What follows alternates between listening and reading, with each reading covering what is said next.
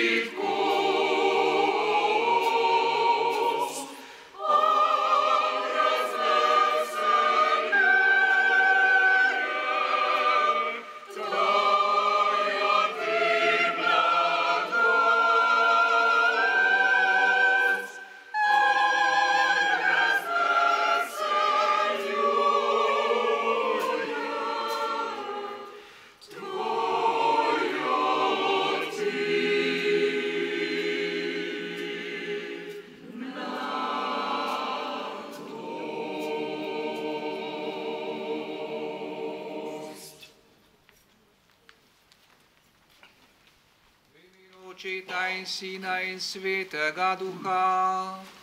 Amen.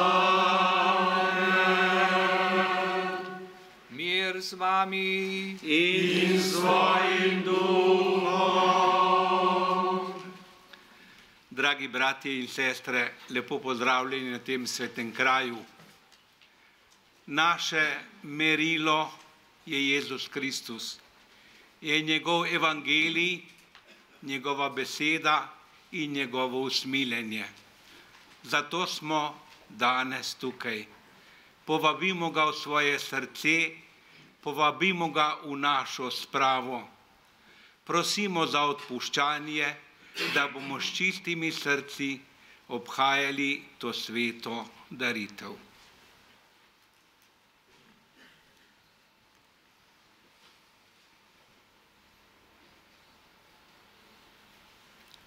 Vsemogočnemu Bogu In vam, bratje in sestre, priznam, da sem grešil v mislih, besedah in dejanju, mnogo dobrega opustil in slabega storil. Žal mi je, zelo mi je žal. Zato prosim Sveto Devico Marijo, vse angele in svetnike in tudi vas prosite zame, Boga, nebeškega Očeta.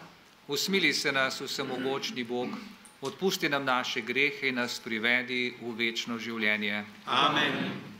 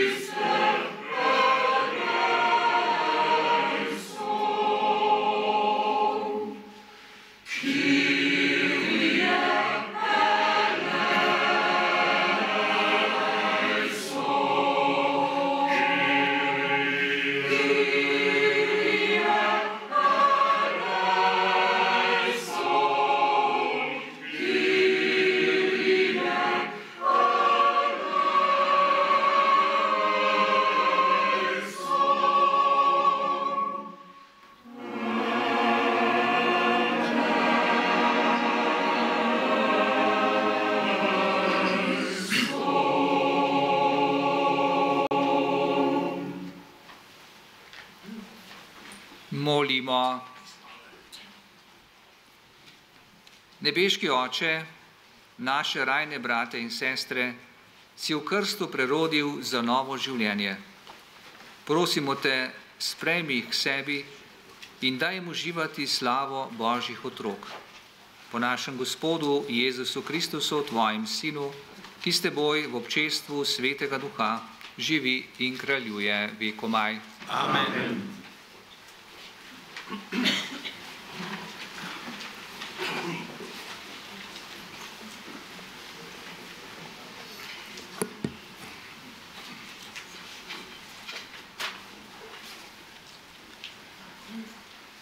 Berilo iz knjige preroka Ezekijela. Tiste dni je prišla name Gospodova roka. Gospod me je po duhu peljal ven in me postavil v sredo doline, ki je bila polna kosti. Peljal me je krog in krog ob njih. Glej, bilo jih je silno veliko po dolini in glej, zelo suhe so bile. Rekel mi je: Sin človekov, ali lahko te kosti oživijo? Rekel sem: Gospod Bog, ti veš. Tedaj mi je rekel: Prerokuj nad temi kostmi in jim reci: Suhe kosti, poslušajte Gospodovo besedo. Tako govori Gospod Bog tem kostem: Glejte, poslal bom duha v vas in boste oživele. S kitami vas bom obdal in dal, da bo zraslo meso na vas. Prevlekel vas bom s kožo in vam dal duha, da boste oživele. Tedaj boste spoznali, da sem jaz Gospod. Prerokoval sem, kakor mi je bilo ukazano. Ko sem prerokoval, je nastal šum in glej, hrup. Kosti so se približale drugi. Videl sem, glej, že so bile kite na njih, zraslo je meso in koža se je razpela čez nje po vrhu. Duha pa ni bilo v njih. Tedaj mi je rekel: Prerokuj duhu, prerokuj, sin človekov, in reci duhu: Tako govori Gospod Bog: Od 4 vetrov pridi duh in dihni v te pobite, da oživijo. Ko sem prerokoval, kakor mi je bilo ukazano, je prišel vanje duh. Oživele so in se postavile na noge, silno velika vojska. Rekel mi je: Sin človekov, te kosti so vsa Izraelova hiša. Glej, govorijo: Naše kosti so usahnile, naše upanje je splahnelo, uničeni smo. Zato prerokuj in jim reci: Tako govori Gospod Bog: Glejte, jaz odprem vaše grobove, dvignem vas iz vaših grobov, o moje ljudstvo, in vas pripeljem v Izraelovo deželo. Spoznali boste, da sem jaz Gospod, ko odprem vaše grobove in vas dvignem iz vaših grobov, o moje ljudstvo.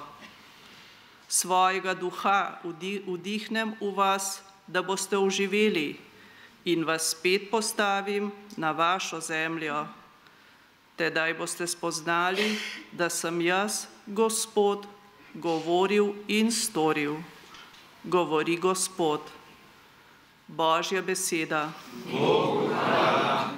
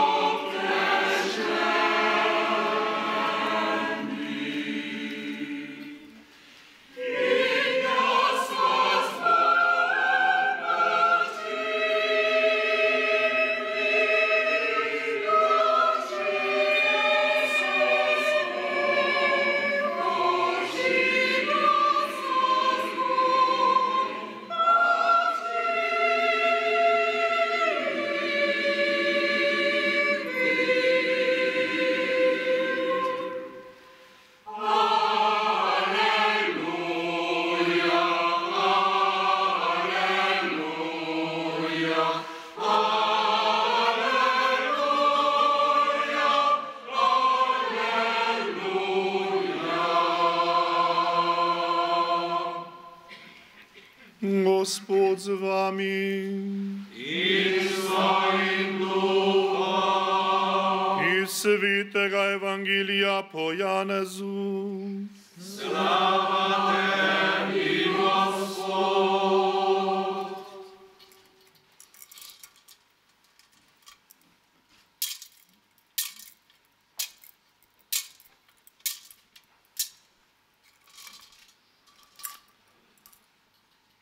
Tedaj je Jezus govoril Judom, ki so verovali vanj: Če ostanete v moji besedi, ste resnično moji učenci.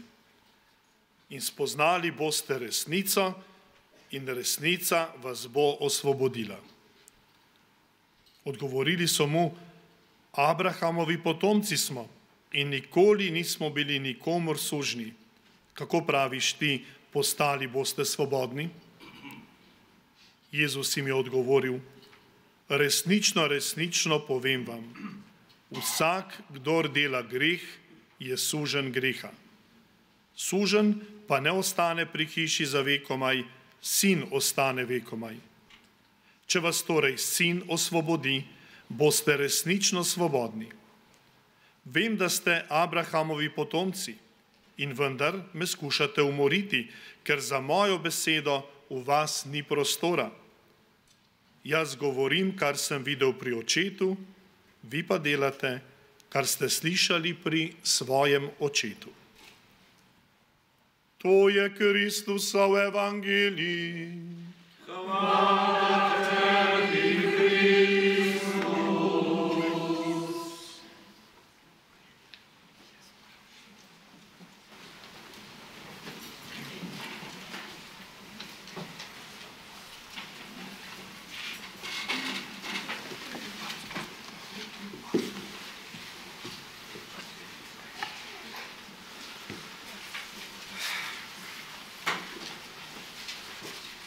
Spoštovani visoki gostje, dragi bratje in sestre. Zbrali smo se pri obetni sveti maši v Rogu za pobite domobrance in druge žrtve revolucionarnega nasilja, ki se na tem mestu obhaja že od leta 1990, ko je prvo spravno evharistično daritev ob več 10 tisoč vernikih daroval takratni ljubljanski nadškof metropolit Alojzij Šuštar. Lepo pozdravljam vse sorodnike pobitih in predstavnike Nove slovenske zaveze kot organizatorja današnje slovesnosti. Pozdravljam nekdanjega predsednika republike, gospoda Boruta Pahorja, gospoda Janeza Janšo, predsednika Slovenske demokratske stranke, predsednika Nove slovenske zaveze, Matija Ugrina, in vse ostale predstavnike družbeno-političnega življenja, vse duhovnike tukaj zbrane, vse vas, drage vernice in verniki, še posebej tiste, ki ste prišli oddaleč. Namen vsakoletnega srečanja je molitev za pokojne ter spravo za odpuščanje v slovenskem narodu. Na ta kraj kalvarije mnogih pobitih romamo že več kot 3 desetletja, da bi se v molitvi spominjali vseh, ki so bili leta 1945 vrnjeni z avstrijske Koroške in zverinsko umorjeni. V molitev vključujemo tudi vse žrtve vojnega in povojnega nasilja, ki počivajo na več kot 700 krajih po slovenski zemlji. Verujoči čutimo posebno skrb in dolžnost, da vztrajamo v molitvi za spravo med nami ter prosimo, da se grozote vojne ne bi nikoli več ponovile. Sprava in odpuščanje sta Božje delo, ki pa jo ni mogoče udejaniti brez človekovega sodelovanja in odpovedi zlu. Zato je potrebna odločitev, stalen napor in sodelovanje vseh. Ko sem pokojnega duhovnika Janeza Zdešarja, ki je po čudežu ušel iz Teharij in preživel, vprašal, kako to, da tako neobremenjeno in brez sovraštva govori o svoji zgodbi rešitve, mi je odvrnil. Svojim krvnikom sem odpustil. Ne bi mogel živeti s sovraštvom v srcu. Bog mi je dal milost odpuščanja. Nikogar ne sovražim, s tistimi, ki so mi stregli po življenju, sem se pripravljen tudi srečati. Molitev za spravo morajo nujno spremljati dejanja ugotovitve zgodovinskih dejstev in poprave krivic. Pravičnosti ni mogoče doseči brez obsodbe zločinov in dostojnega pokopa posmrtnih ostankov izkopanih žrtev, ki imajo naravno pravico do groba in imena. Zato so odgovorne pristojne državne službe in posamezniki.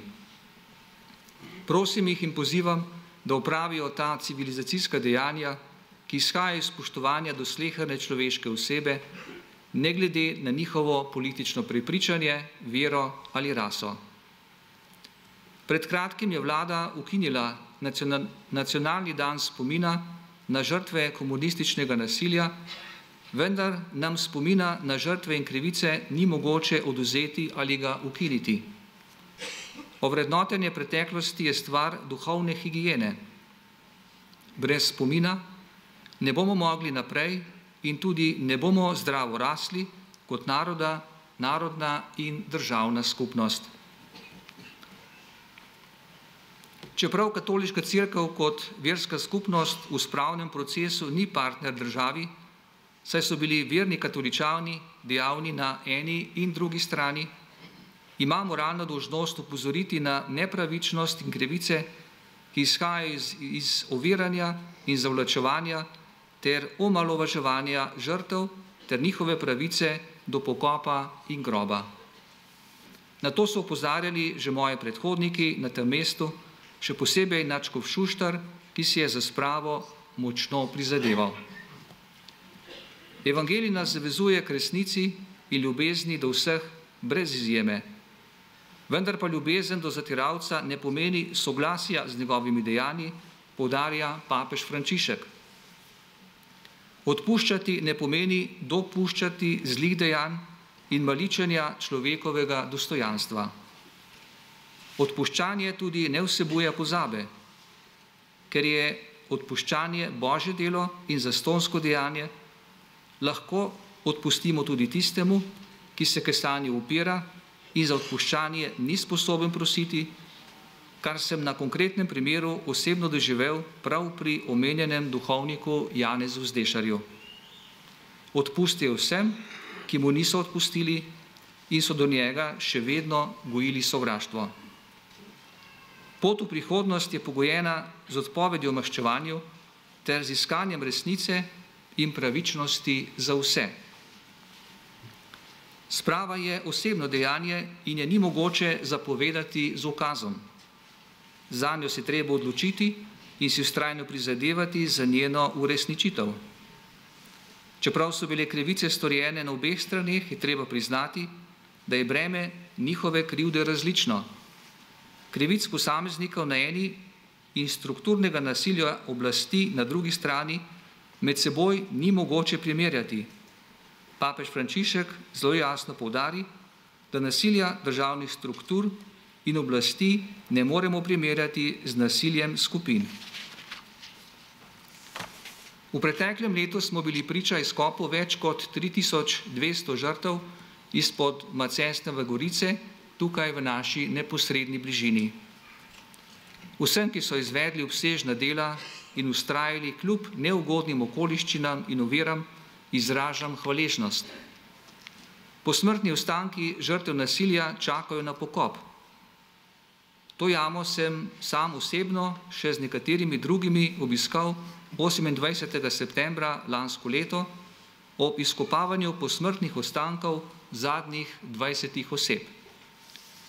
Te osebe so namreč preživele padec v jamo in so se zatekle v stranski rov, iz katerega ni bilo izhoda. Tam so umrle od lakote. Ob okostih so bili rožni venci, svetinice in križci. V roke sem vzel svetinico s podobo Trsatske Matere Božje. Arheologi so za trenutek prekinili delo. Zmolili smo Oče naš za vse pokojne in za spravo. Ob mislih na mučenje in trpljenje smo bili globoko pretreseni. Besede v grlu so nam zastale. Zunaj so nas šokirale neštete posode zbranih v kosti, ki jih je bilo za več kontejnerjev in tovornjakov. Sprašujem se, kako je mogoče, da človek lahko postane takšna zverina, da brez očitkov vesti ubija in se teh dejanj kasneje ne sramuje, niti jih ne obžaluje. Zakaj pri nas do danes nismo uspeli priti do skupnega dogovora, kje bodo te žrtve dostojno pokopane? Čemu se nekateri bojijo kosti pokojnih in jih je strah posmrtnih ostankov izpred 78 let? Čemu ne dopustijo, da bi se pobiti pokopali na ustrezen in dostojen kraj spomina?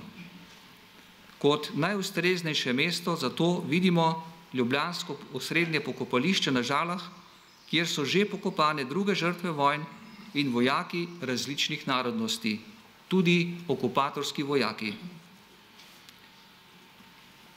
Danes smo v prvem berilu zaradi moči podob in simbolov slišali enega najbolj znanih odlomkov iz preroka Ezekijela.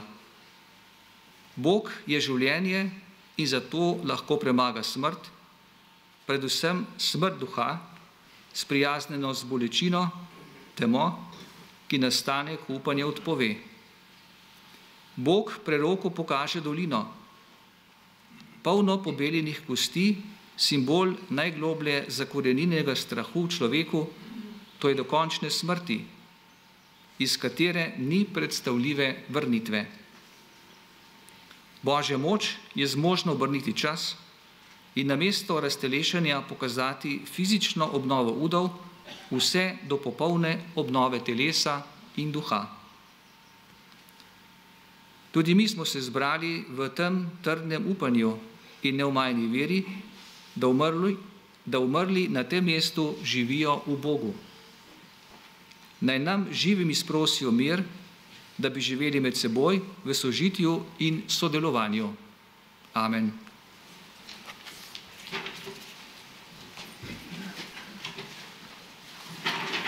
V skupnih prošnjah sedaj prosimo Gospoda.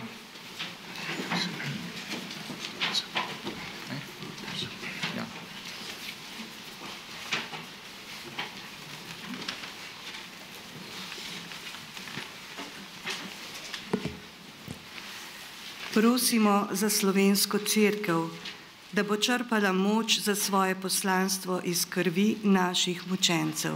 Prosimo te, usliši nas. Prosimo za zdravo pamet in podpirajmo sposobne, poštene voditelje, ki si prizadevajo za resnico in pravico, da bi zmogli narediti odločen korak za resnično spravo, naj vztrajajo in ne omagajo pod pritiski in grožnjami. Prosimo te, usliši nas. Za Boga, narod, domovino so v povojnih umorih ugasnila premnoga življenja, ki so veliko obetala in bile uničene neštete družine. Prosimo za družino, naj ne podleže potrošništvu, spoštuje Gospodov dan in se trudi živeti vrednote, za katere je izkrvavelo na tisoče mladih fantov, mož in očetov. Prosimo te, usliši nas. Prosimo za Slovence po svetu in za Slovence v zamejstvu, naj ohranijo zvestobo Bogu, slovenski pesmi in besedi. Prosimo te, usliši nas. Prosimo tudi za tiste, ki so krivi umorov in krivic, ki so vzdrževali in še vzdržujejo sovraštvo, dušijo resnico in naše krike, naj dosežejo milost kesanja in obžalovanja in najdejo notranji mir v Božjem odpuščanju. Prosimo te, usliši nas. Danes ob Roških breznih še posebno prosimo za izdano in pobito domobransko vojsko in druge pomorjene, za vse nepokopane, za vse žrtve vojne in revolucije in za umrle člane Nove slovenske zaveze, naj počivajo v Božjem miru. Prosimo te, usliši nas. Sprejmi, Gospod, te naše prošnje in druge, ki jih nosimo v svojih srcih in jih usliši po Kristusu, našem Gospodu. Amen.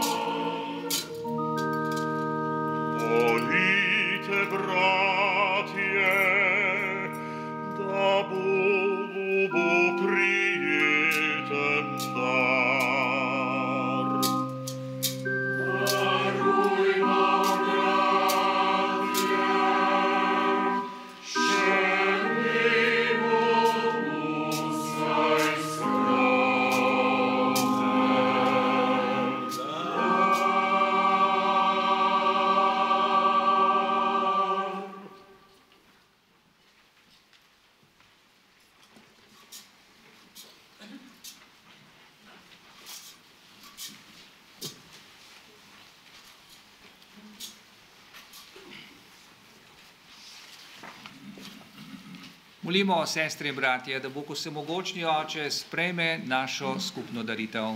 Naj sprejme Gospod daritev svojih rok, hvala in čast svojemu imenu, blagor tudi nam in vsej svoji sveti cerkvi.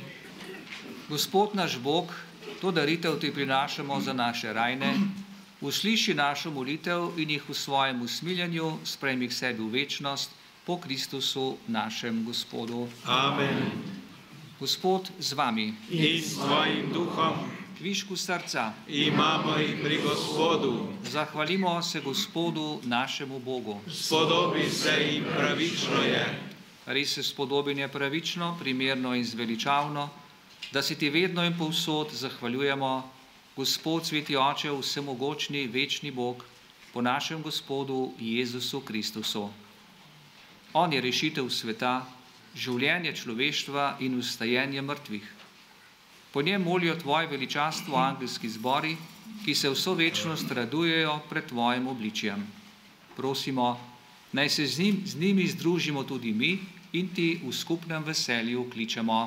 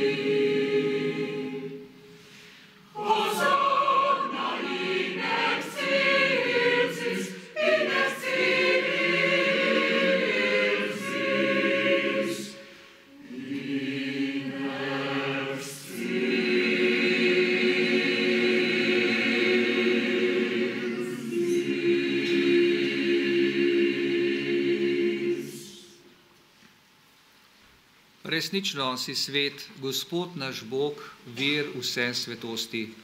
Zato posveti prosimo po svojem duhu te darove, da nam postanejo telo in kri našega Gospoda Jezusa Kristusa. Ko je šel prostovoljno trpljenje, je vzel kruh, se zahvalil, ga razlomil, dal svojim učencem in rekel: Vzemite in jejte od tega vsi, to je moje telo, ki se daje za vas.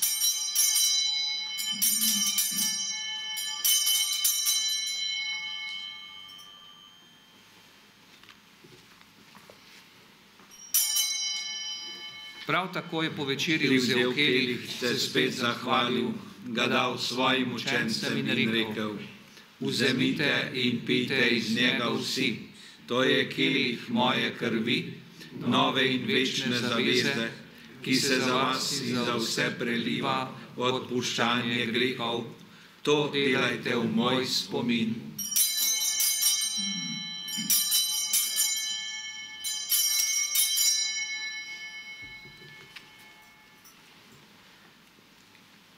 Skrivnost vere. Tvojo smrto znanjamo, Gospod, in Tvoje vstajanje slavimo, dokler ne pride slava. Oče, spominjamo se Kristusove smrti in vstajenja, darujemo ti kruh življenja in kelij zveličanja. Zahvaljujemo se ti, da smemo biti tu pred teboj in ti služiti. Ponižno prosimo, naj nas Sveti Duh po prijemu Kristusovega telesa in njegove krvi združi, da bomo vsi eno. Spomni se, Gospod, svoje cerkve, razširjene po vsem svetu. Spopolni jo v ljubezni skupaj z našim papežem Frančiškom, našim škofom Andrejem in vsemi, ki služijo oltarju. Spomni se tudi naših bratov in sester, ki so zaspali v upanju na vstajenje, in vseh ljudi, ki so umrli v tvoji milosti, in jim daj, da bodo gledali tvoje obličje. Prosimo te, usmili se nas vseh, da bomo v večnem življenju skupaj z Božjo materjo Devico Marijo, z apostoli in vsemi svetimi, ki so živeli v tvoji ljubezni, in te bomo hvalili in slavili po tvojem Sinu Jezusu Kristusu. Po Kristusu, Kristusovi in Kristusu, tebi vsemogočnemu Bogu Očitu, v občestvu Svetega Duha, vsa čast in slava na vse veke vekov.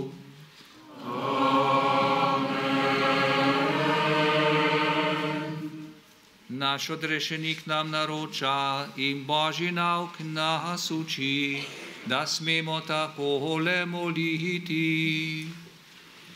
Oče naš, ki si v nebesih, posvečeno bodi tvoje ime, pridi k nam tvoje kraljestvo, zgodi se tvoja volja, kakor v nebesih, tako na zemlji. Daj nam danes naš vsakdanji kruh in odpusti nam naše dolge, kakor tudi mi odpuščamo svojim dolžnikom. In ne vpelji nas v skušnjavo, temveč reši nas hudega. Reši nas vsega hudega, vsemogočni Oče, podari nam mir v naših dneh. Usmiljeno pomagaj, da se bomo varovali greha in bomo varni pred vsakim nemirom. Ko polni blaženega upanja, pričakujemo prihod našega odrešenika Jezusa Kristusa. Tvoje je kraljestvo, tvoja je oblast in slava vekomaj. Gospod Jezus Kristus, ti sprejemaš naše rajne v srečo večnega življenja. Ne glej na naše grehe, ampak na vero svoje cerkve. Utrdi je v miru in je vodi k popolni edinosti, da se izpolni tvoja volja, ki živiš in kraljuješ vekomaj. Amen. Gospodov mir, bodi vedno z vami. In s svojim duhom.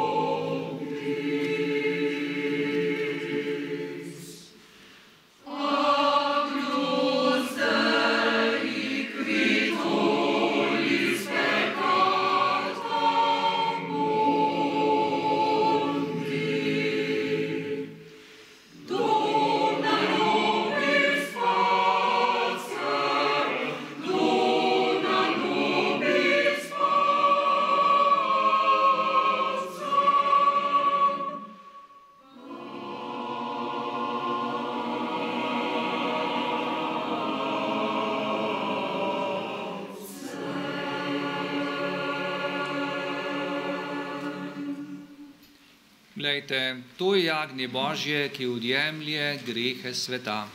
Gospod, nisem vreden, da greš meni, ampak reci le besedo in ozdravljena bo moja duša. Blagor povabljenim na jagnjetovo gostijo. Sveto obhajilo boste lahko prejeli na 5 različnih mestih. Gospod Škof bo tukaj spredaj, 2 duhovnika, ki ob njem somašujeta, vsak na eni strani našega prizorišča spredaj. En duhovnik bo sveto obhajilo delil na ploščadi pri vencih, eden pa tam na vhodu, ker ste prišli na prizorišče.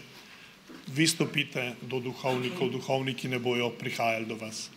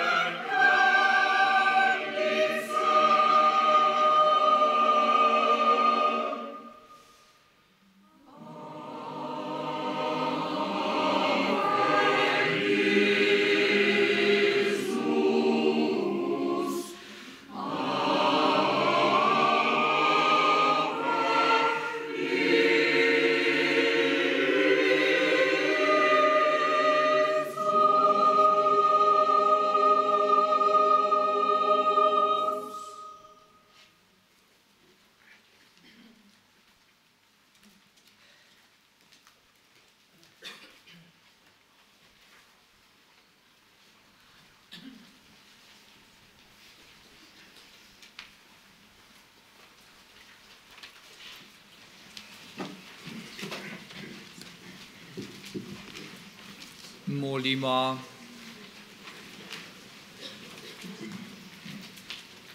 Dobri Oče, prijeli smo nebeški sakrament, zaradi te daritve svojega Sina izbriši grehe našim rajnim in jih pokliči v svoje kraljestvo, da te bodo vekomaj slavili med tvojimi svetniki po Kristusu našem Gospodu. Amen. Zdaj ob koncu svete maše bomo zmolili še litanije slovenskih mučencev. Gospodu smili se. Gospodu smili se. Kristusu smili se. Kristusu smili se. Gospodu smili se. Gospodu smili se. Kristus sliši nas. Kristus sliši nas. Kristus usliši nas. Kristus usliši nas.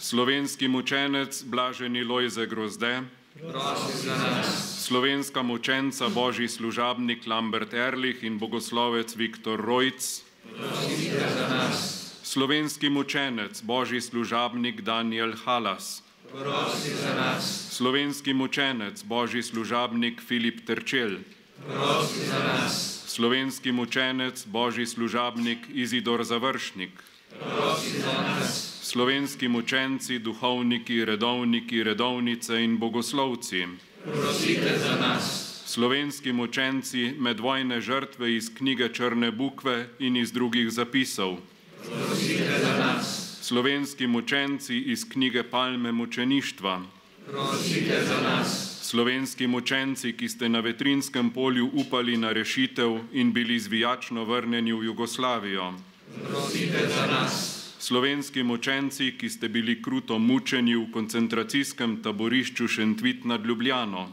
Prosite za nas. slovenski mučenci, ki ste bili pobiti pri Macesnovi Gorici, Prosite za nas. slovenski mučenci, ki ste bili nečloveško mučeni v koncentracijskem taborišču Teharje, Prosite za nas. slovenski mučenci, ki ste bili v slovenskih taboriščih mučeni in nato umorjeni, Prosite za nas. slovenski mučenci, vrženi v rudniške rove in zazidane v hudi jami pri Laškem, Prosite za nas. slovenski mučenci, pobiti v rudniških rovih pri Hrastniku, Prosite za nas. slovenski mučenci, pobiti v tankovskih jarkih pri Dobovi, Prosite za nas. slovenski mučenci, pobiti in zagrebeni v tankovske jarke na Celjskem, Prosite za nas. slovenski mučenci, ki ste bili pometani v Kraška brezna ali na druga skrita mesta, Prosite za nas. slovenski mučenci, očetje in matere, sinovi in hčere, ki ste bili mučeni in niste umirali s sovraštvom v srcu, Prosite za nas. vsi slovenski mučenci, ki ste bili za krščanske vrednote in ljubezen do domovine med in po drugi svetovni vojni mučeni in so vam bila na najbolj grozovit način odvzeta življenja. Prosite za nas. Jagnje Božje, ki odjemlješ grehe sveta, Jagnje Božje, ki odjemlješ grehe sveta, Usliši nas, o Gospod. Jagnje Božje, ki odjemlješ grehe sveta. Usmili se nas. Molimo. Bog naš Oče, stvarnik vseh ljudi, premnogi slovenski mučenci živijo v svetlobi Tvoje navzočnosti. Dneve ali ure so se pripravljali na smrt z molitvijo in kesanjem, mnogi so v zadnjih trenutkih klicali: Oče, odpusti jim, saj ne vedo, kaj delajo. Umirali so svetniško v posvečujoči milosti. Po naši molitvi in priprošnji v nebesih prosijo za naše potrebe in potrebe slovenskega naroda. Z gorečo molitvijo jih sprejemamo nazaj v živo občestvo naših bratov in sester in prosimo, da se razlije na nas in našo domovino duhovna moč milosti njegove daritve po Kristusu našem Gospodu. Amen.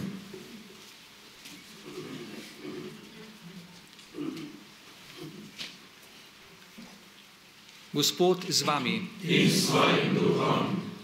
Blagoslovine vas vsemogočni Bog tolažbe, ki je človeka v nedomljivi dobroti ustvaril in po vstajenju svojega edinorojenega Sina dal vsem vernim upanje, da bodo vstali k novemu življenju. Amen. Nam živim naj odpusti grehe, vsem rajnim pa da delež večne luči in svoj pokoj. Amen. Verujemo, da je Kristus res vstal od mrtvih naj z njim tudi živimo v večni sreči. Amen. To naj nam podeli vsemogočni Bog, Oče in Sin in Sveti Duh. Amen. Pojdimo v miru. Bogu hvala.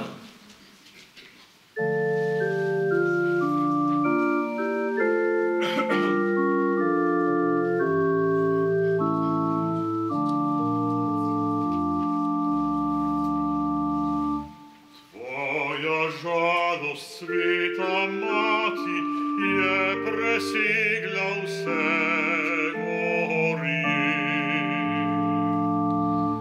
Ko se dmeri ostri meči, so prebodli ti srce. So prebodli ti srce.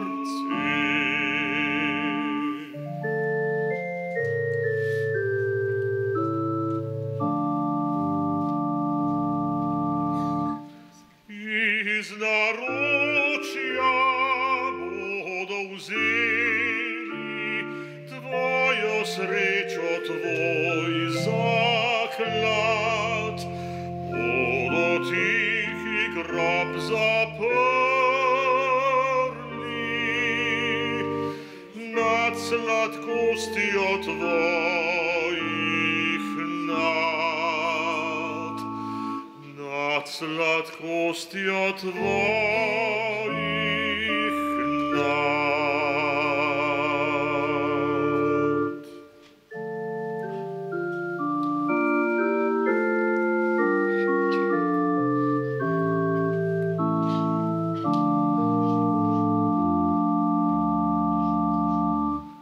Mati sama si ostala, njega niki bil je tvoj. Samo en spomin je zate, križ zapustil ti je svoj. Križ zapustil ti je svoj.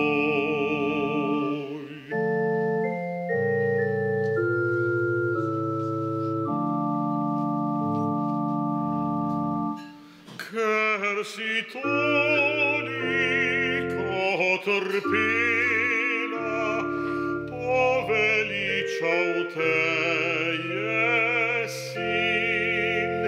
Vsem trpečim si utolažba, Mati svetih bolečin.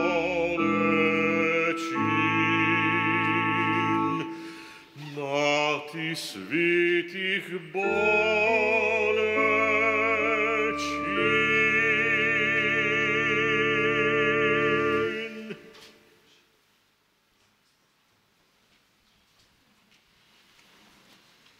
Na tem mestu bi naj prisluhnili naši pobiti slovenski domobranski vojski, ki bi zapela Dober dob.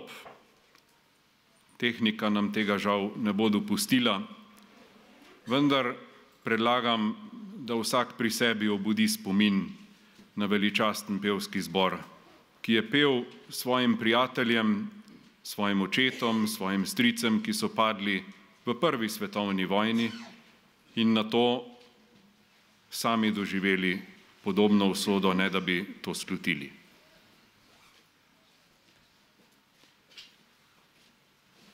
Vabim vas, da vstanete in bomo prisluhnili slovenski himni.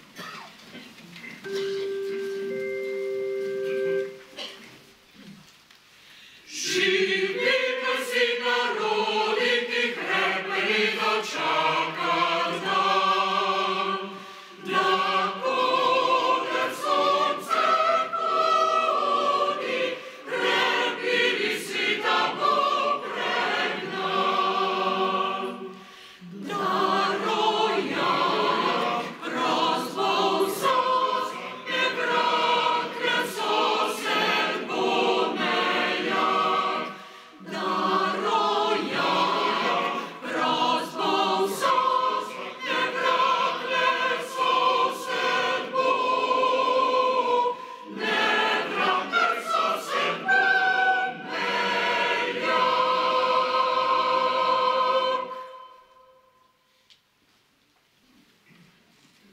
Dragi in spoštovani, med nami pozdravljam bivšega predsednika Republike Slovenije, gospoda Boruta Pahorja, nekdanjega predsednika vlade, gospoda Janeza Janšo, škofa monsinjorja dr. Andreja Sajeta in župnika Damjana Štiha ter cenjene duhovnike.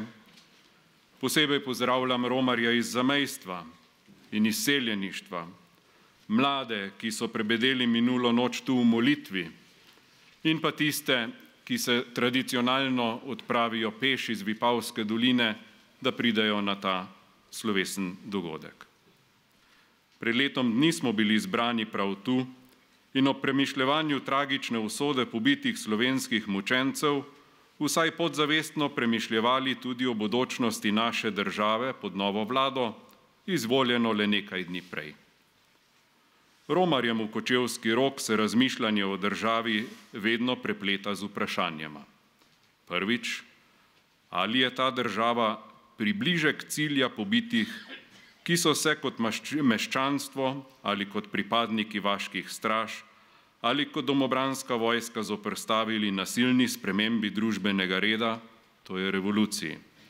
In drugič, ali je ta država približek cilja vseh tistih, ki smo na volitvah in plebiscitu leta 1990 brez nasilja končali obdobje nasilnega enoumja in državljanske vojne. Presojanje stanja države skozi ta vprašanja nam daje tudi izhodišče za današnji razmislek. Na čem temelji ta država? Kaj nas kot njene državljane poenoti, ko gledamo na temeljna izhodišča, na katerih gradimo legitimnost našega pravnega reda, ki uravnava naše življenje?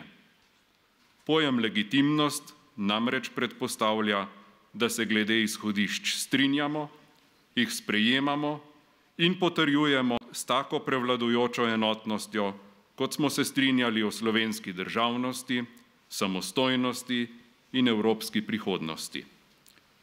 Izhodišča so genetska zasnova naroda, ki nam, kakor pri posamezniku vest, oblikuje vrednostni sistem skupnosti in tako sposobnost presoje dobrega in zla, pravice in krivice, sprejemljivega in nesprejemljivega. Ko se vrednostni sistem podre, postanejo zadeve hkrati dobre in zle, hkrati pravične in krivične, hkrati sprejemljive in nesprejemljive. Tako podrtijo doživljamo danes v državi, ki je leta 1945 partija s krvavo revolucijo nasilno preoblikovala zgodovinski vrednostni sistem, a po letu 1990 ni sposobna oblikovati konsenza o odnosu do te revolucije in njenih sadov ter o temeljnih vprašanjih in pogledih na nas same, na zgodovino in na bodočnost. Današnjo slovesnost bodo oblikovali mešani cerkveni pevski zbor svetega Pavla iz Vrhnike pod vodstvom Primoža Malavašiča, solist Markos Fink ter osrednji govornik dr. Andrej Fink. Med posameznimi točkami ne ploskamo, ampak premišljujemo o naši stvarnosti in o razlogih za množične poboje, o žrtvah komunističnega nasilja in o naši poklicanosti k prebojenosti. No.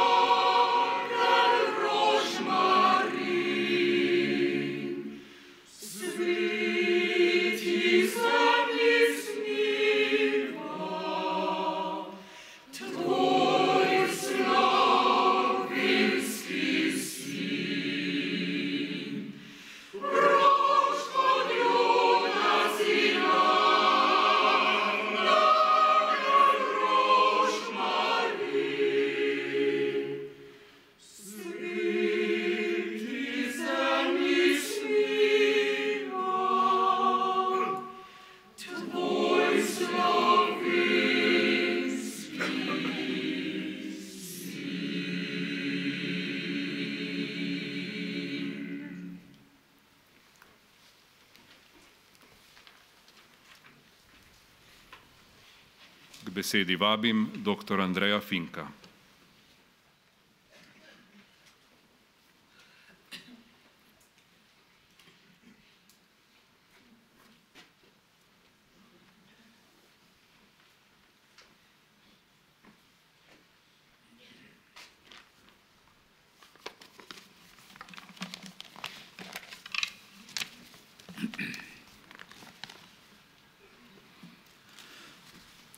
Spet smo se zbrali v tej naravni katedrali, kot že tolikokrat, in se še bomo, da proslavimo in priznamo veličino, da se poklonimo življenju in obsodimo krivično smrt, da mrtvim po vsej Sloveniji ležečim v več kot 750 evidentiranih množičnih grobiščih izkažemo čast in da se jim zahvalimo za njihov zgled. Pred dobrimi 80 leti je našo domovino zadela najhujša nesreča, ki jo je v 1500 letih lahko doletela. Slovenci smo se znašli v svojevrstni situaciji. V okviru svetovne kataklizme, druge svetovne vojne, so nas od zunaj napadli in okupirali 3 sovražniki. Pred njimi smo se bili pripravljeni bojevati, kot smo to svojo odpornost uspešno izkazali večkrat v preteklih stoletjih.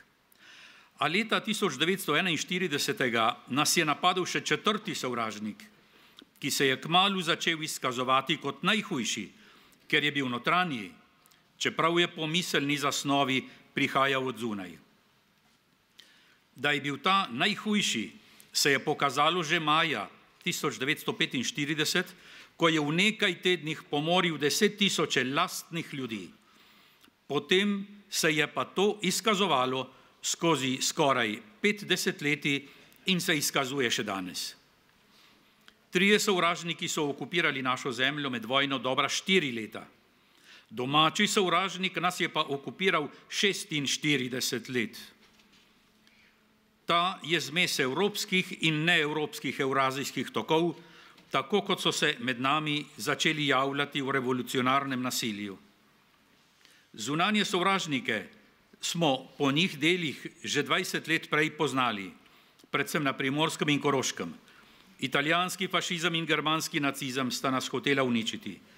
Proti njima so se že po mesecu napada in zasedbe začele organizirati ilegalne odporniške skupine, ki jih je bilo vseh skupaj 9 in so bile vse demokratično nastrojene.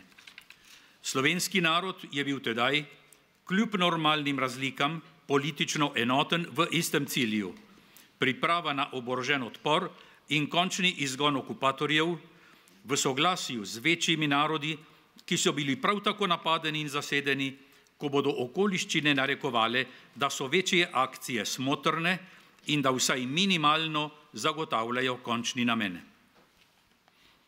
Komunistična partija Slovenije, 4. sovražnik, ki je do 22. junija 1941 soglašala z nacistično-komunistično kolaboracijo iz pakta Hitler-Stalin, torej tudi z okupacijo našega ozemlja, je pa po tem datumu v hipu obrnila plašč po vetru in preko od nje ustanovljene osvobodilne fronte oklicala totalen in takojšen oborožen odpor proti prvim 3 na vsem slovenskem teritoriju. Naj spomnim, da je ustanovitev te partije pred nekaj tedni, to je letos, proslavljala sedanja slovenska vlada v Čebinah. Teda je ta partija klicala že prej napadeni 1-milijonski slovenski narod, naj pomaga pravkar napadeni 200-milijonski Sovjetski zvezi. V tistem trenutku so bili okupatorji v največji vojaški moči in neprimerno večji narodi in države so ječale pod njihovimi škornji. Za Slovenijo je bil oklic totalnega in oboroženega odpora poziv k narodnemu samomoru. Komunistična partija Slovenije se je samo sebe proglasila za edino legitimno voditeljico tega odpora, vsakogar drugega, ki bi se mimo nje hotel bojevati proti okupatorju, pa proglasila za izdajalca. Istočasno so pa začeli z domačo revolucijo. Šlo je izključno samo za revolucijo. Govorjenje o domnevnem narodno-osvobodilnem boju ni nič drugega kot laž in varanje še danes, po skoraj 80 letih. Komunistični partiji je preko Osvobodilne fronte šlo samo za prevrat in za dosego oblasti. Ker oblasti v mirnodobnem času po demokratični poti ni mogla doseči, je prišel prav najhujši trenutek slovenskega naroda, ko ji je v Kalnem uspelo ribariti in marsikaterega iskrenega Slovenca pregovoriti, da se jim je pridružil. Vsi imamo znance in morda celo sorodnike, ki so se na začetku iz domoljubja pridružili ali hoteli pridružiti Osvobodilni fronti, a kmalu od znotraj spoznali njeno resnično naravo. Nekaterim je uspelo od nje odstopiti, drugim ne. Velika večina takih je pa desetletja pozneje z grenkobo ugotavljala, za 46 let totalitarne nesvobode se nismo bojevali. Bilo bi pa zdravo za našo družbo, če bi se ti oziroma njih potomci danes od tega javno in jasno distancirali. Revolucija je bila krvava kot malo kje po svetu. O likvidacijah ljudi, ki so se ji uprli, danes ni treba več argumentirati.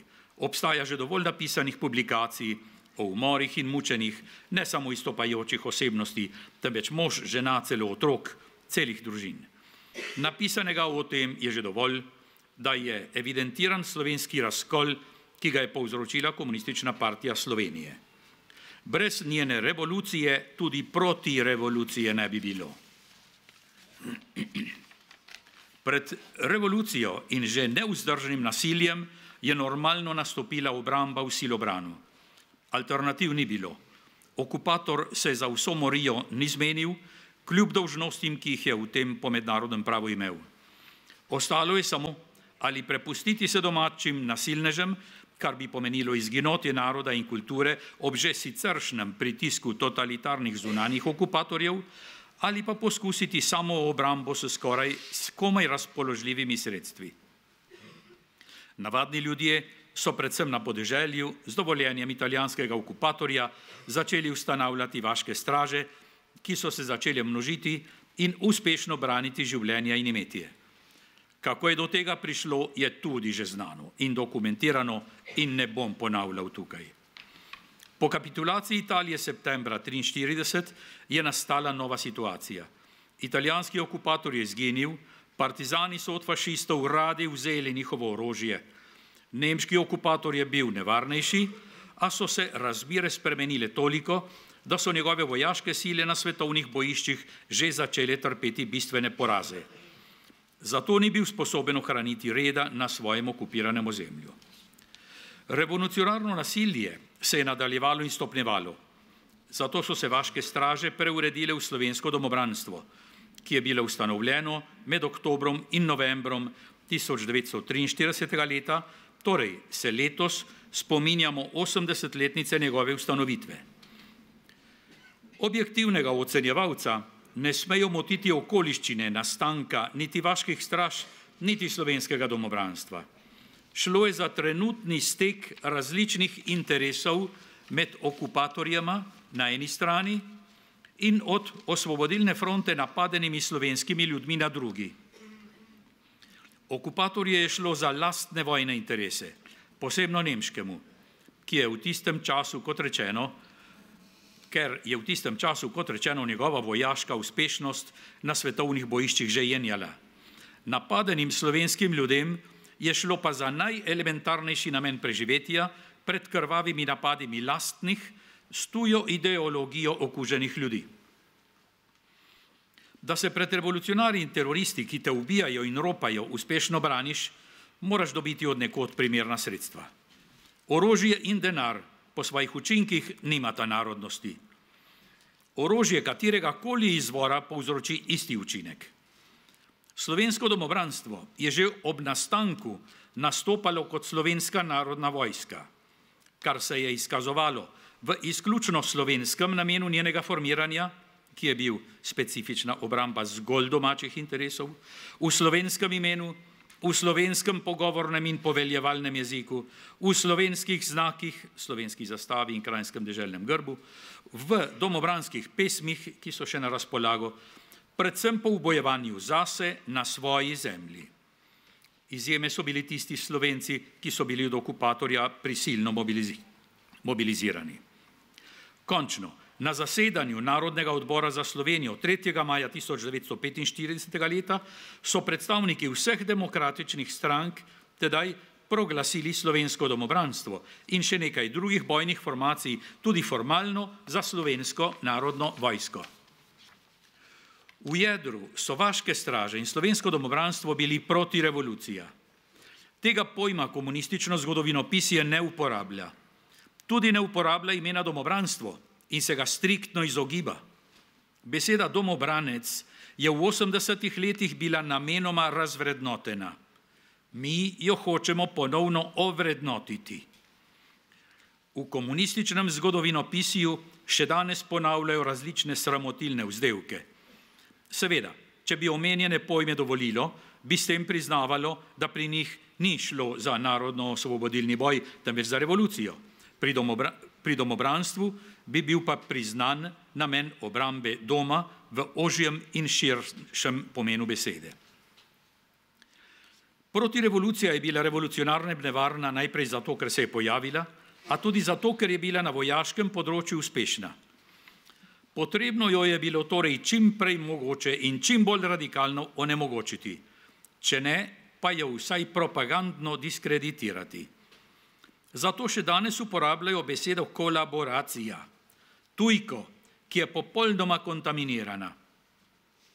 Človek je po naravi družbeno bitje, zato soživi in sodeluje z drugimi z najrazličnejšimi nameni.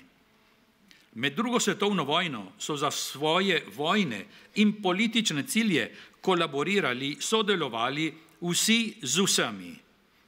Najprej Stalin in komunistične partije s Hitlerjem. Ko je za pakt zvedela idealistična komunistka Angela Vode in protestirala, so ji rekli, Stalin že ve, kaj dela. Potem so kolaborirali zahodni zavezniki s totalitarnim Stalinom. Titovi partizani so kolaborirali z imperialističnimi Britanci, da so od njih dobivali orožje. Obrnjeno je tudi Churchill dejal, da se je za zmago pripravljen povezovati, kolaborirati s hudičem iz najglobljega pekla. In se tudi je. So pa Britanci kolaborirali s Tretjim rajhom na Guernseyskih otokih, edino britansko ozemlje, ki je bilo od rajha okupirano. Po vojni je britanska vlada podelila več priznanj tamkajšnjim funkcionarjem, ker so svojim delovanjem med okupacijo prebivalstvu prihranili dodatno trpljenje. Danska je bila zasedena brez odpora, ter sta kralj in vlada ostala na oblasti. Iz Belgije je vlada emigrirala, kralj pa je po kapitulaciji ostal na svojem položaju. Na Holandskem je ostal neokrnen ves upravni aparat. Peklenska učenca Stalin in Tito sta rada kolaborirala s kapitalističnimi imperialisti, Britanci in Združenimi državami Amerike, da sta od njih dobivala pomoč, predvsem orožje. Partizani so na mnogo skritih načinov, kar se počasi razkriva in o čemer govori nešteto osebnih pričevanj, kolaborirali z Nemci in Italijani. S temi so na viden način rade volje kolaborirali, ko so fašistični topničari rušili Turjak. Pa je kolaboriral Tito s Stalinom, s katerim se je samo 3 leta po koncu vojne sprl na smrt in na Goli otok pošiljal proruske prejšnje tovariše. Pa spet je Tito kolaboriral s kraljevo jugoslovansko vlado v Londonu, dogovor Tito-Šubašič, in požrl dejstvo, da je dobro leto prej na drugem zasedanju Avnoja revolucionarno prekinil z njo vse stike in ji odrekel vse pristojnosti. Tito je že vedel, kaj je delal. Pa nasprotni primer Draže Mihajloviča in njegovega takojšnjega odpora proti okupatorju. On se na noben način ni povezal z okupatorjem, pa je ob koncu njega in njegove zadela ista obsodba kolaboracije in izdajstva kot naše domobrance, vojake Slovenske narodne vojske. Z naštevanjem bi lahko še nadaljevali. Medvojna kolaboracija med zahodnimi zavezniki in Stalinom se je pa kmalu po koncu vojne spremenila v skoraj polstoletno hladno vojno. Pa nekateri danes govorijo o pravi strani zgodovine. Kateri pravi strani? Vsi so za svoje interese kolaborirali z vsemi, le slovenski narod bi med tem svetovnim kolesjem ne smel iskati svojih legitimnih in najelementarnejših interesov za preživetje in bi se moral prepustiti ugonobiti od ene in druge strani. Pri vprašanju o sodelovanju je očitno, da je edino važno vprašanje, če je kdaj za zaščito najosnovnejših interesov neobhodno potrebno pristati na nezaželeno sodelovanje, ki predstavlja manjše zlo, se je treba vedno vprašati za cilj oziroma namen oziroma nagib tega sodelovanja. Ali tisti, ki še vedno trobijo o kolaboraciji, sploh vedo, kaj govorijo? Pač retorično vprašanje. Lažite, nekaj bo že ostalo. Komunistične partije ljudstvo ni zanimalo. Znana je bila njihova parola, žrtve morajo biti. Če gre za revolucijo, je menda tedaj bilo vse dovoljeno. Če gre proti njihovi revoluciji, je vse umazano in izdajalsko. Za Slovence in Slovenijo je tedaj edino pravo stran predstavljalo slovensko domobranstvo, ki je bila Slovenska narodna vojska. Pri domobrancih je šlo striktno in izključno za lastne, domače in narodne interese in nič drugega. Mednarodni splet dogodkov, odnosi med zavezniki, silnice, ki so delovale, odločitve pred in med Jalto in po njej, so povzročili, da so slovenski narodni in državni interesi, sicer doma vojaško uspešni, ostali iznakaženi na najbolj brutalen način, za kar so poskrbeli domači revolucionarji s komunistično partijo na čelu, komunistični internacionalizem in nekateri drugi mednarodni interesi, ki so se izkazovali bodisi s svojo kratkovidnostjo, bodisi s perverznostjo, kar ima po svojih posledicah iste učinke. Ti učinki so se pa pokazali nekateri takoj s sramotno britansko izdajo in predajo Slovenske narodne vojske revolucionarjem in sledečimi množičnimi poboji. Oboroženih niso mogli premagati, znesli so se pa, kot vedno, nad neoboroženimi. Drugi učinki so se izkazovali skozi 46 let totalitarnega enopartijskega sistema, brez najosnovnejših človekovih pravic in svoboščin.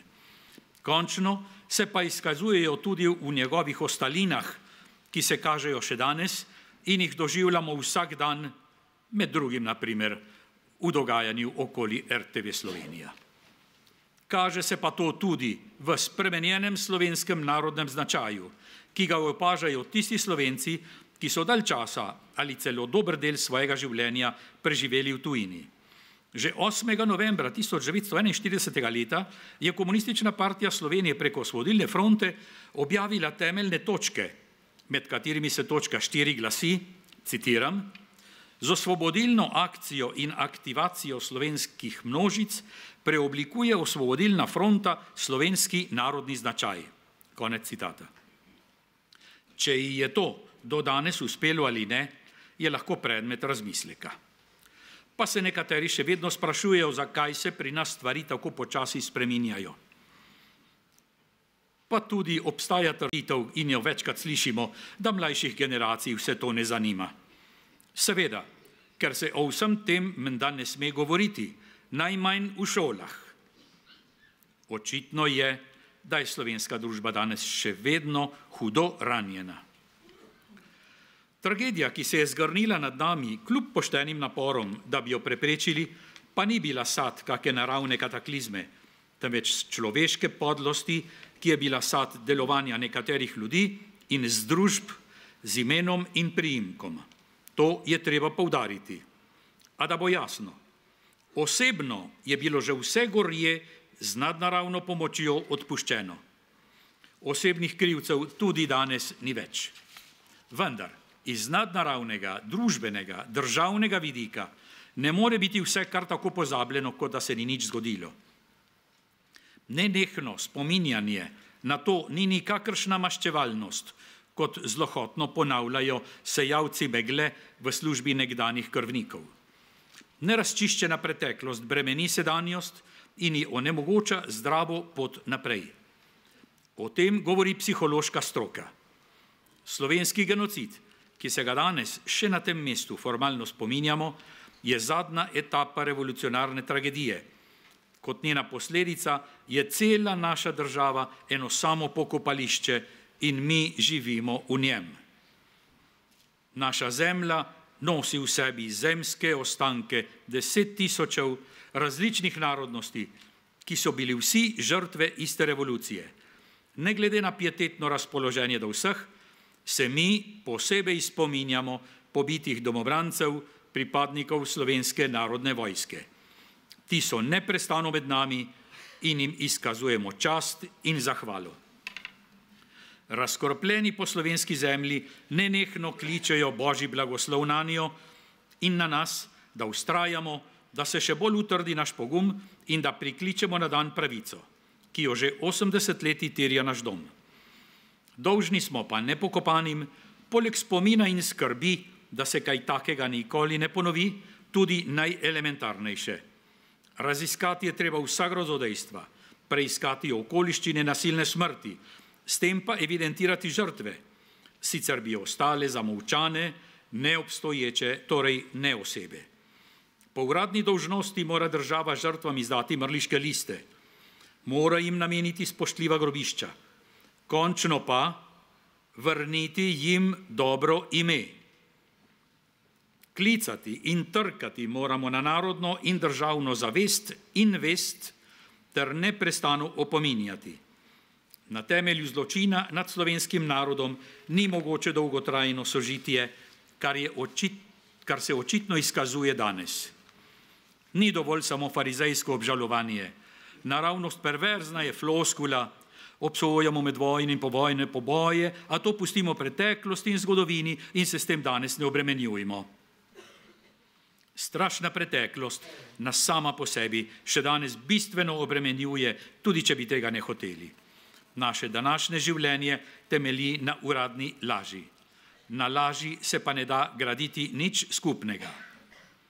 Nujno jo moramo še naprej in do konca razkrinkavati. Ob koncu tega razmišljanja pa dovolite, da se na poenostavljen način spomnim črtice Kosta in posebne sorte iz ciklusa Podobe iz Sajn pisatelja Ivana Cankarja, ki jo je napisal med Prvo svetovno vojno. V njej govori o posebnem kostanju, ki je rasel v zeleni samoti zunaj naselja. Vsi so ga hodili gledat, ker je bil čudo svojega plemena. Začel je brsteti že zgodaj v marcu, prve dni maja pa je že v svoji razkošni radodarnosti trosil belo cvetje vse naokoli in ga trosil še potem, ko ga drugi že niso več imeli. Jeseni, junak med junaki, se on še zmenil ni za sever in za mraz. Njegovo listje je ostalo temno zeleno košato. Kdor je kdaj sedel pod tistim kostanjem, je bil mlad. Prišel je poln skrbi in hudih misli, odšel pa z vedrim obrazom. Vsak posamezen list je bil znamenjem moči, dobrote in vire. In od vsakega izmed njih je v svetlih kapljah rosila ljubezen. Nekoč se je stari vaščanki Marjeti sanjalo, da je ta kostan mahoma postal ves zlat. Listi in žuželke so se lesketali v soncu kakor cekini. Sredi noči se je vzdramila in se zamislila v svoje sanje. Tako je vstala, vzela rovnico in motiko, šla do kostanja in začela pod njim kopati. Kopala je in kopala do ranega jutra. Ko je zasvetila jutranja zarja, kot še nikoli tako, je žena zaupila na ves glas, pustila rovnico in motiko in brez uma tekla proti vasi. Brez sape je komaj pritekla do ljudi in pričakala vse. Brez besed so šli za njo moški, ženske in otroci in se ustavili ob razkopani zemlji pod kostanjem. Med mogočnimi koreninami, ki so se vile na vse strani, so se kopičile same človeške lobanje. Druge kosti so bile vse v križem razmetane. Bilo jih je toliko, da se jih ni dalo prešteti. Če bi kopali še dalje in globlje, bi morda razgrnili tako pokopališče, da ga na svetu še ni bilo. Vsi so gledali, bledi in onemeli. Ko so se pa vračali, je starejši mož rekel: zdaj se je izkazalo, od kod ta moč, ta ljubezen in ta mladost. Spoštovani, dragi, naj zaključim, a bom to storil s istimi besedami, s katerimi pisatelj Cankar zaključuje svojo črtvico, ko pravi: oj, prijatelji, ljubi moji, to nam bodo še cveteli kostanji.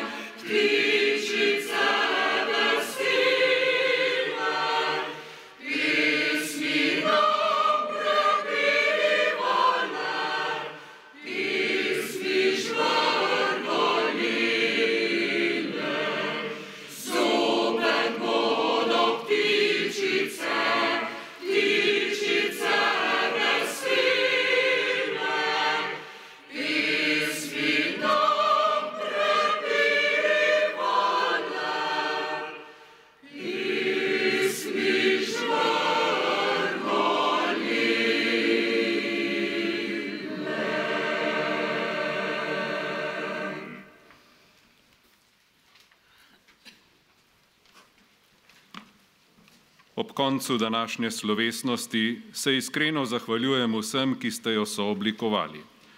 Škofu dr. Andreju Sajetu za darovano mašo, govorniku dr. Andreju Finku, župniku gospodu Damjanu Štihu in mežnarici gospe Klaudiji za pomoč pri pripravi bogoslužja, solistu gospodu Markosu Finku, mešanemu cerkvenemu pevskemu zboru svetega Pavla iz Vrhnike in zborovodji gospodu Primožu Malavašiču ter voditeljici gospe Maruši Tomšič, prostovoljcem za pripravo prostora, gasilcem, odraslim skavtom, redarjem in vsem vam, ki ste prišli. Vsako kraljestvo, ki se razdeli zoper sebe, bo opustošeno in nobeno mesto ali hiša, ki sta zoper sebe razdeljena, ne bosta obstala. Te Jezusove besede iz Matejevega evangelija nam po letu dni oblasti aktualne vlade ne morejo biti vir upanja in optimizma.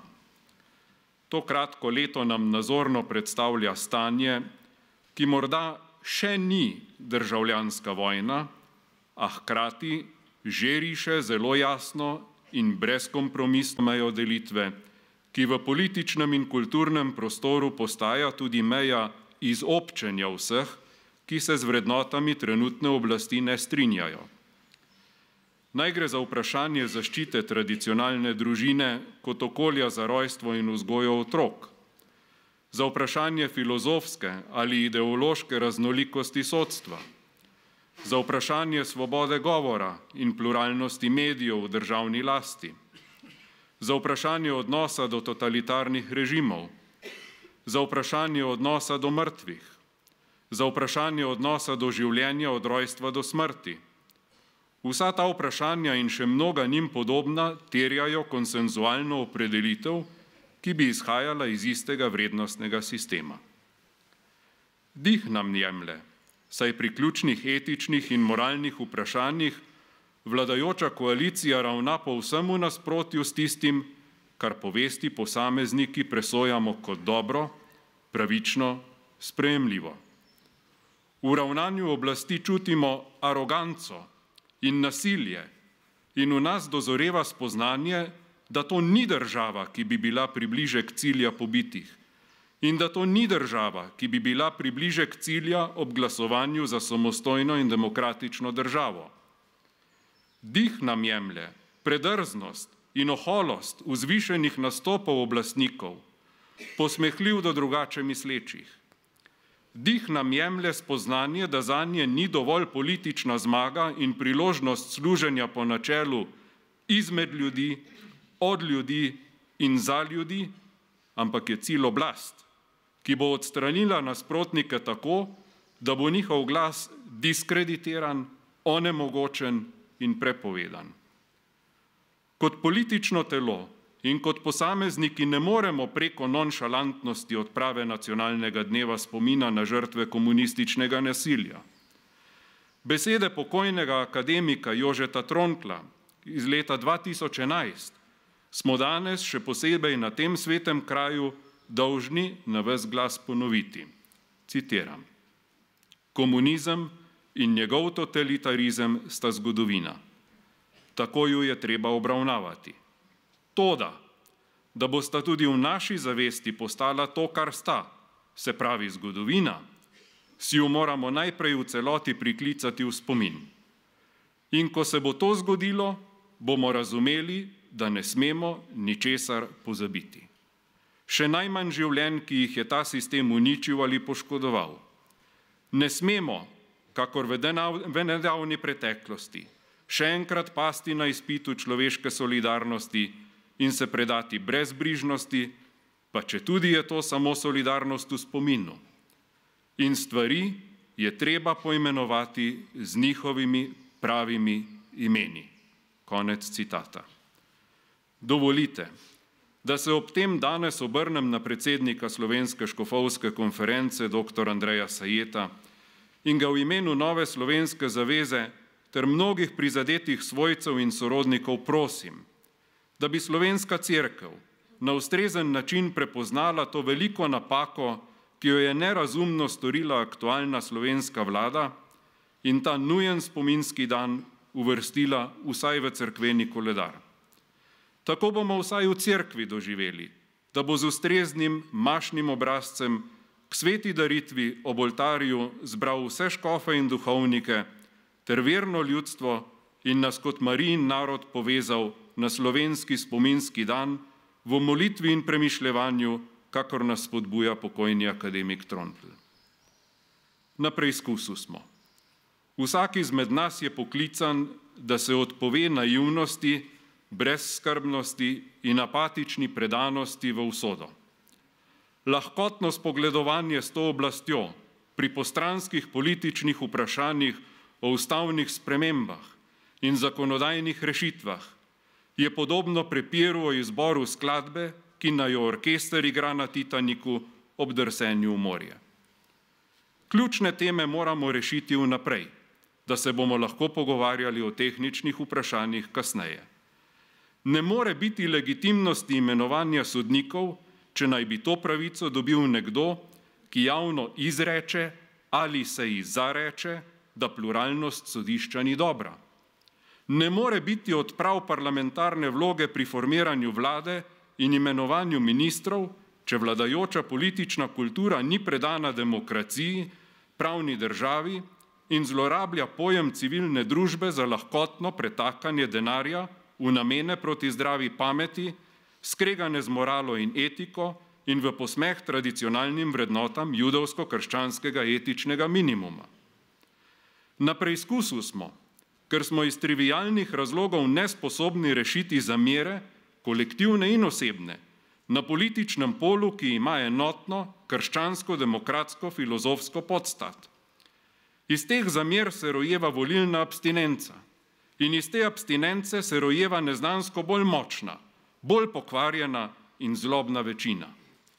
Dolžnost imamo, da ob robovih teh slovenskih brezenj in ob nepokopanih tisočih, ki ležijo v plastičnih vrečkah namesto v urejenem grobu, spoznamo neločljivo povezanost njihove usode z razprtijami demokratičnih in katoliških posameznikov in skupin, ki so bile na preizkusu in tega preizkusa niso uspešno opravile. Podcenjevali so zlo, kar je rodilo slovenski pokol. Na preizkusu smo, ker se moramo nad besedami Draga Jančarja iz leta 1998 resno zamisliti. Citiram: zadnji veliki zločin totalitarizmov je bila indoktrinacija celih rodov otrok in mladostnikov, ki se vleče še v današnji čas. To je indoktrinacija o upravičenosti nasilja. Konec citata. Oholost in moralna praznina aktualnih posameznikov na oblasti nas v povezavi s tem Jančarjevim spoznanjem postavlja pred vprašanje: česa ali koga se sploh bojijo? Ne priznavajo Boga, ne priznavajo zakona, nimajo spoštovanja, nimajo vesti in nimajo sramu.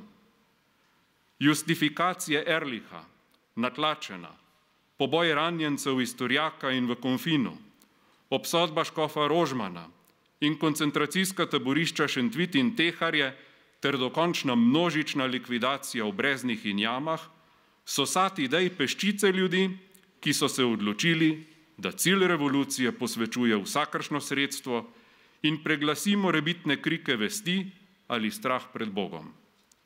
Ta predanost revoluciji ni danes nič manj goreča.